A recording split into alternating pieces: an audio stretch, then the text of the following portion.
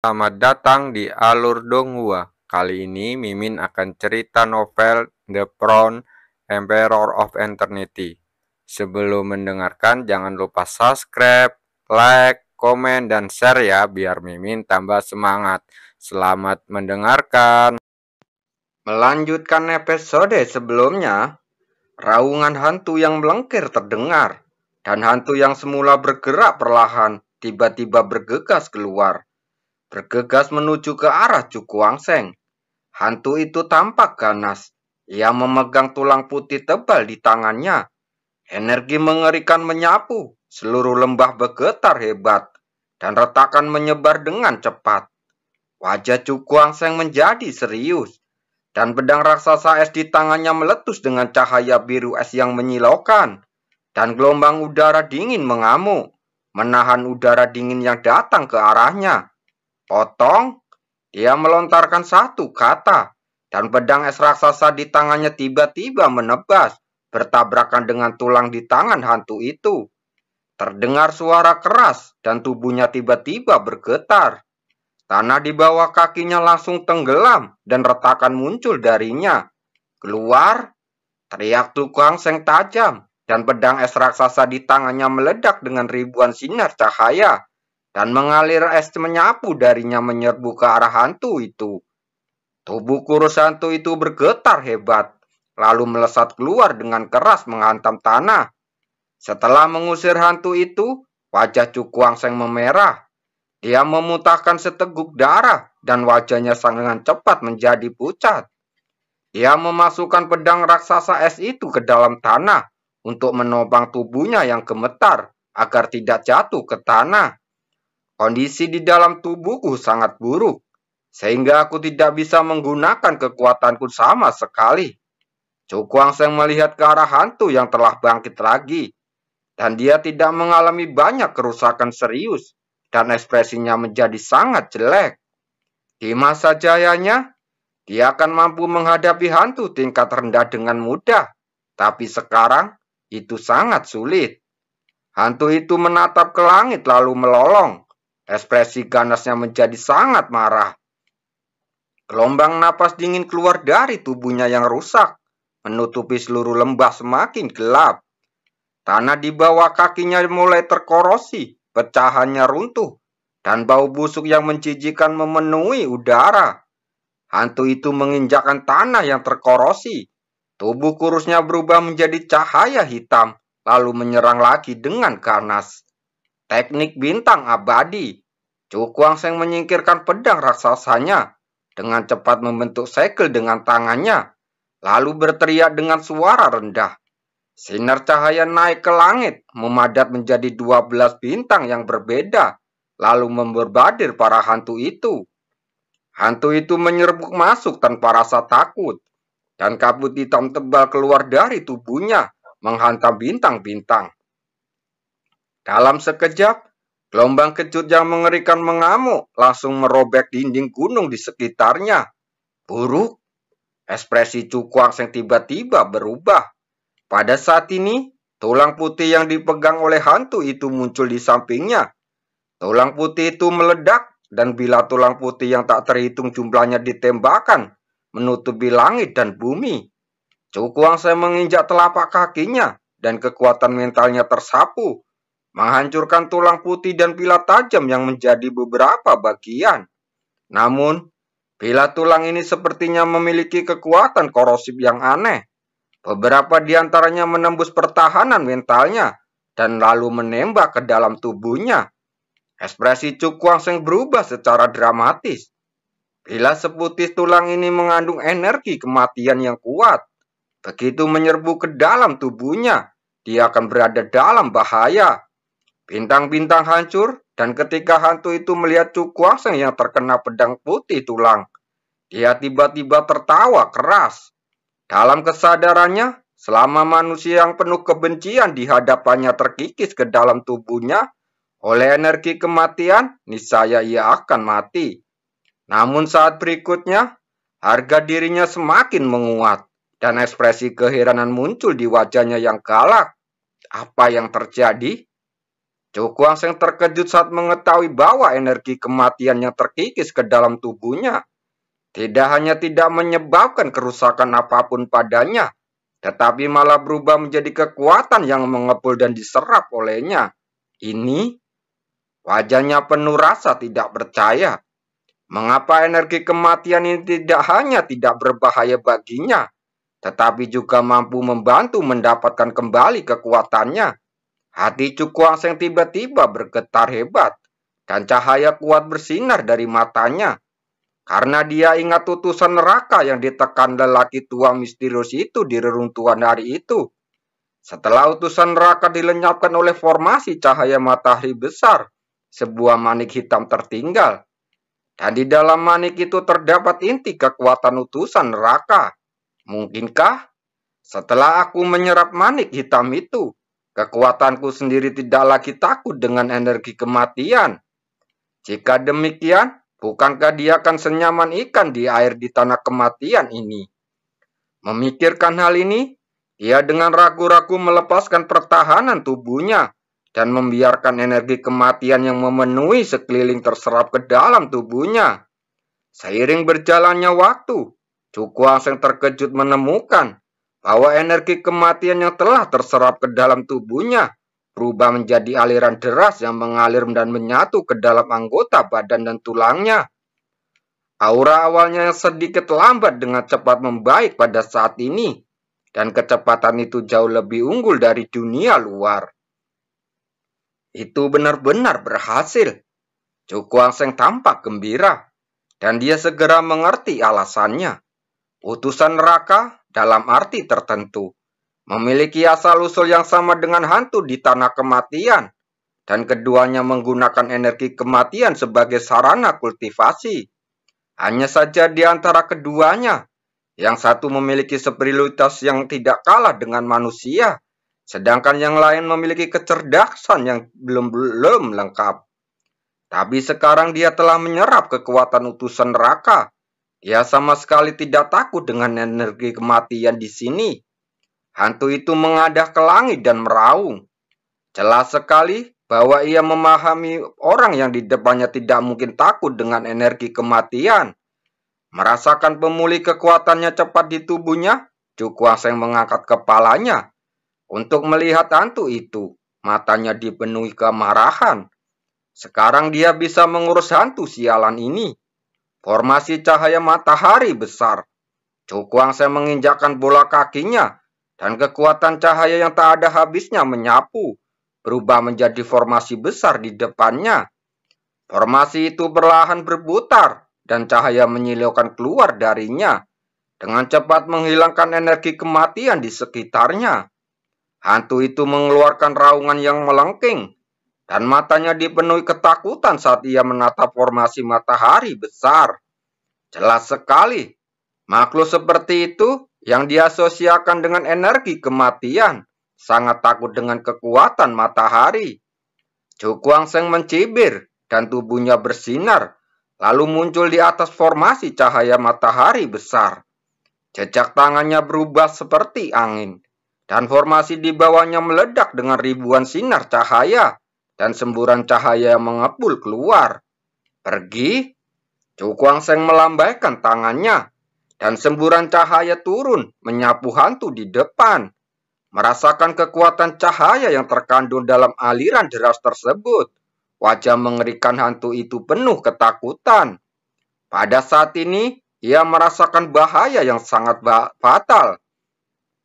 Hantu itu menjerit nyaring, dan energi hitam keluar dari tubuhnya yang rusak, menutupi seluruh tubuhnya. Cukuang Seng melihat pemandangan ini, matanya penuh dengan ejekan. Di depan formasi cahaya matahari besar, pertahanan energi kematian ini tidak berguna sama sekali. Dengan lambaian tangannya, kekuatan cahaya mengalir, bergulir ke bawah dan mengalir ke energi kematian. Dalam sekejap, energi kematian itu seperti sisa salju di bawah kobaran api, meleleh dengan kecepatan yang sangat mencenangkan. Dalam waktu kurang dari beberapa nafas, hantu yang gemetar itu terungkap. Jatuh, Cukuang Seng berteriak dengan dingin. dengan kekuatan cahaya menyapu, menggelamkan para hantu sepenuhnya, dan teriakan hantu yang melengking kebun terdengar sekali. Di lembah yang kosong, lolongan hantu yang melengking terdengar, dan kekuatan cahaya suci meraung dan melonjak, menyapu semua energi kematian dalam jarak 1000 kaki. Cukuang Seng melambaikan tangannya, dan kekuatan cahaya berguling kembali dan menyerbu ke dalam formasi cahaya matahari besar di kakinya. Dia melihat ke bawah dan melihat hantu itu telah benar-benar lenyap pada saat ini. Bahkan tidak ada nafas yang tersisa. Cukuang Seng menutup dadanya dengan tangannya dan terbatuk-batuk dengan ekspresi pucat di wajahnya. Meskipun dia terpaksa menggunakan formasi cahaya matahari besar dengan bantuan pemulihan energi kematian, luka di tubuhnya masih sangat serius dan perlu dirawat agar sehat kembali sesegera mungkin. Memikirkan hal ini, matanya tertuju pada formasi cahaya matahari besar. Jika ada hantu yang mengganggunya lagi, dia tidak akan bisa pulih dengan tenang. Hantu-hantu ini seharusnya sangat takut pada formasi cahaya matahari besar. Mata Cukuang Seng menunjukkan ekspresi lega, dan kemudian dia membentuk segel dengan tangannya. Dan formasi cahaya matahari besar naik ke udara, dan akhirnya bertambah besar dengan cepat menutupi lembah. Dengan lambaian lengan bajunya, batu luar angkasa berubah menjadi semburan, lalu mengalir ke dalam formasi matahari. Setelah melakukan hal ini, Cukuang Seng duduk bersila dan perlahan menutup matanya. Sekarang dengan perlindungan formasi matahari, hantu biasa tidak akan berani mendekati tempat ini. Dengan cara ini, dia punya cukup waktu untuk pulih dari cederanya.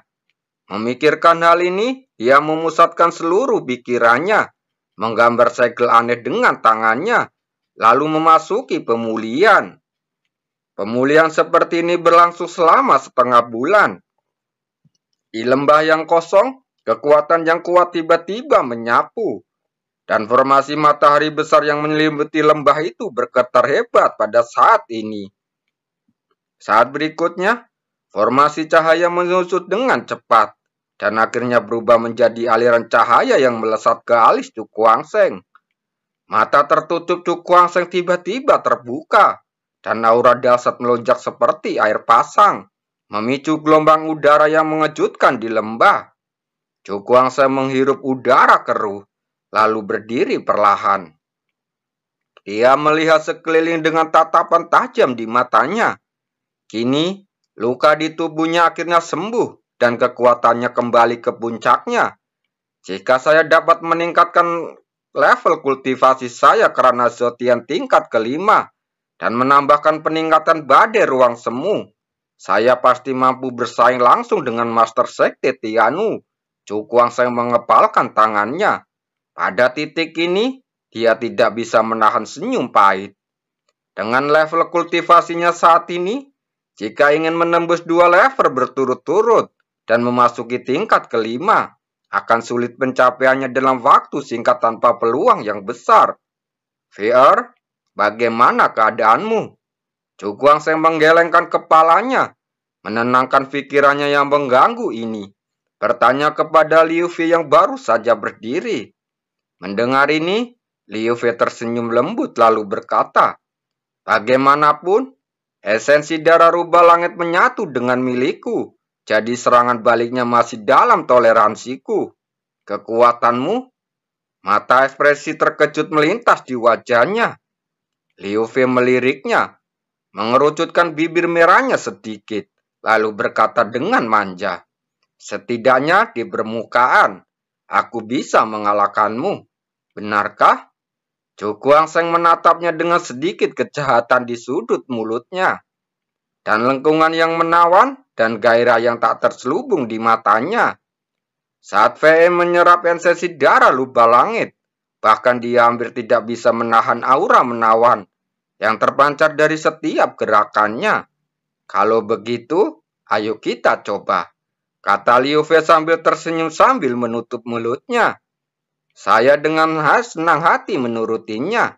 Cukuang Seng menyeringai, dan dengan sekejap, Tubuhnya dia memeluk pinggang Lufie. Apa yang akan kamu lakukan? Merasakan aura maskulin mengalir ke wajahnya, Liu Fei tiba-tiba menjadi sedikit panik, dan tubuhnya terjatuh ke belakang dengan lembut. Chu Guangsheng meraih bahunya, menundukkan kepalanya dan berkata sambil menyeringai, "Saya ingin melihat siapa yang bisa mengalahkan siapa." Liu Fei melihat panas di matanya, dan segera mengerti apa yang dia pikirkan, dan wajah cantiknya langsung memerah.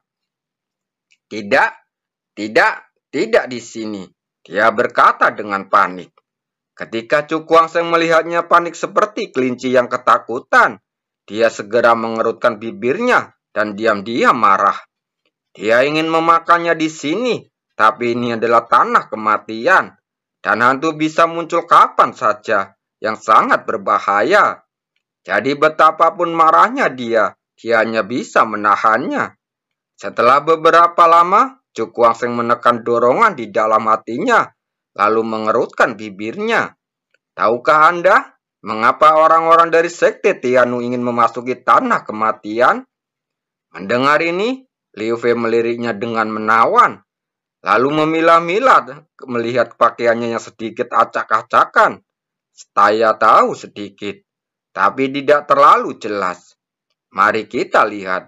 Mata Chu Guangsheng berbinar dan dia berkata dengan tergesa-gesa, "Sesuatu yang dapat menarik kekuatan tertinggi dari seluruh benua Tianu untuk menjelajah ke tanah kematian bukanlah hal yang biasa." Liu Fei merenung sejenak. Orang-orang dari sekte Tian memasuki tempat ini karena sebuah makam. Tampaknya disebut makam penjaga makam. Hati Chu Guangsheng terguncang. Seolah dia memikirkan sesuatu, tatapannya berapi-api muncul di matanya. Apakah makam penjaga makam ini adalah hubungannya dengan suatu tempat?